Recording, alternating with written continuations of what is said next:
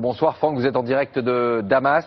Premier point, ces deux jeunes Français ne sont donc pas des cas isolés. Combien sont-ils et quel est leur profil ? Eh bien, selon une source officielle française, pas moins de 240 ressortissants français sont déjà partis combattre en Syrie depuis le début du conflit.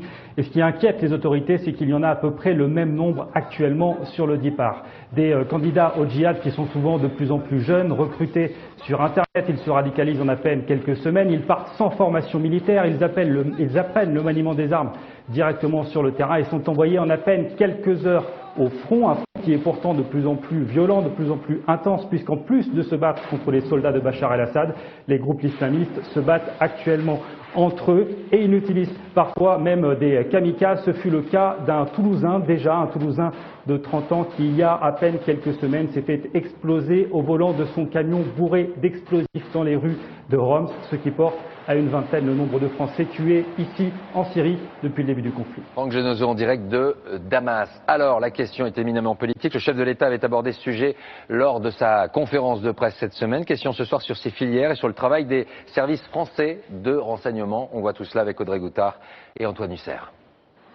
À peine quelques années séparent ces photos et cette vidéo de djihadistes. D'un côté Nicolas, 30 ans, de l'autre Jean-Daniel, 22 ans. Ses frères toulousains, musulmans convertis, sont morts au combat en Syrie à quelques mois d'intervalle. Comment sont-ils arrivés là? Qui les a entraînés dans cette aventure? La mère de Nicolas n'a pas de réponse. Ça nous tombe dessus comme ça, on s'y attend pas.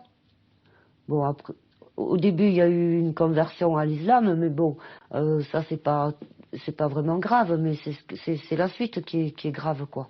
Et ça, on ne le voit pas arriver. Hein. Et nos enfants, ils sont déjà partis. Pendant que les parents s'interrogent, les services de renseignement français traquent les candidats au départ et les recruteurs.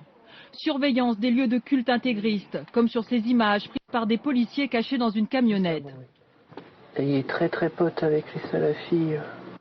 Ou traque sur Internet, car c'est ainsi que les groupes islamistes recrutent à l'international. Les jeunes en question s'auto-radicalisent en regardant des vidéos la plupart du temps, en regardant des images, en visionnant un certain nombre de prêches ou de discours qui vont les convaincre, pour ainsi dire, de partir pour la Syrie. Parfois, les policiers les repèrent quand ils partent. Ils font en général escale en Turquie, puis sont pris en charge par les groupes djihadistes à Damas ou Alep. Certains en reviennent.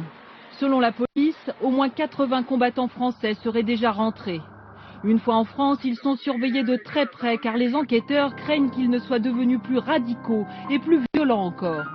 Plusieurs d'entre eux ont déjà été arrêtés car pour cela, les policiers ont pu prouver qu'ils avaient combattu au sein de groupes terroristes.